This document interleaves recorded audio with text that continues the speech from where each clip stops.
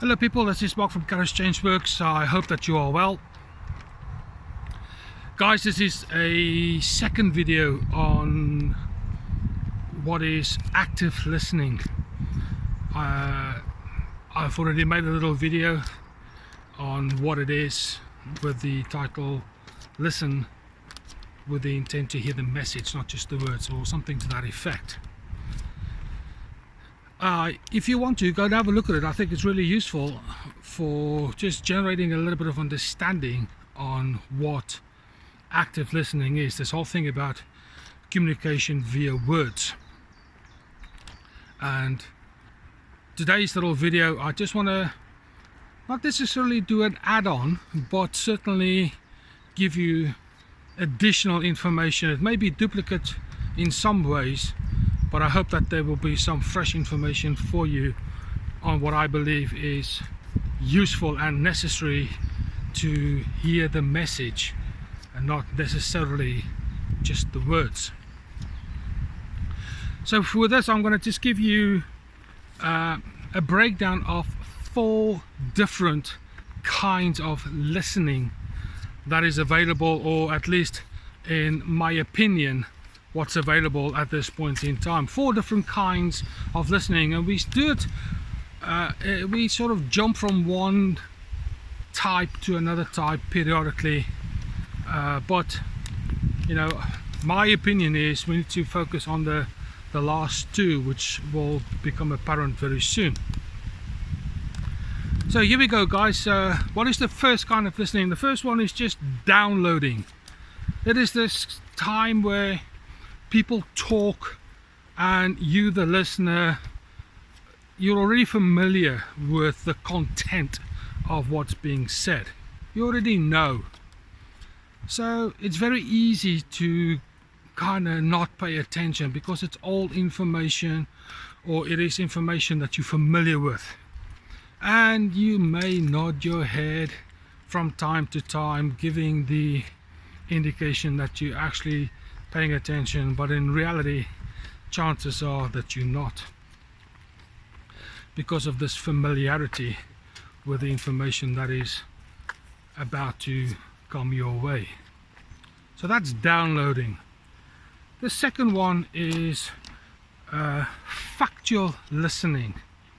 This is a little bit more involved. This is the one that you choose to pay a little bit more attention to what's being said. You want to get to know new information. This is something that kind of you need to update your information pool or information bank. You need to update it a little bit because some of the information may be out of date. So this one involves having an open mind, being prepared to be corrected, being prepared to change your viewpoints, your opinions based on newfound information. It's a little bit more involved, guys, but it's there. So that's number 2, very briefly. Number 3, the next one is listening with emotions, or empathic type of listening. This is a little bit more involved. This is the information where you don't hear the words, but you're also paying attention to the body language. You're also paying attention, and you're very acutely aware of the emotional message that is accompanied by the body language, as well as the linguistics, the words. So hearing the words, you're paying attention and you're noticing the body language. But then there's one a little bit more involved than that, and that is you're actually hearing the emotional message that comes alongside those 2 preceding qualities of this kind of listening. It's a little bit more involved.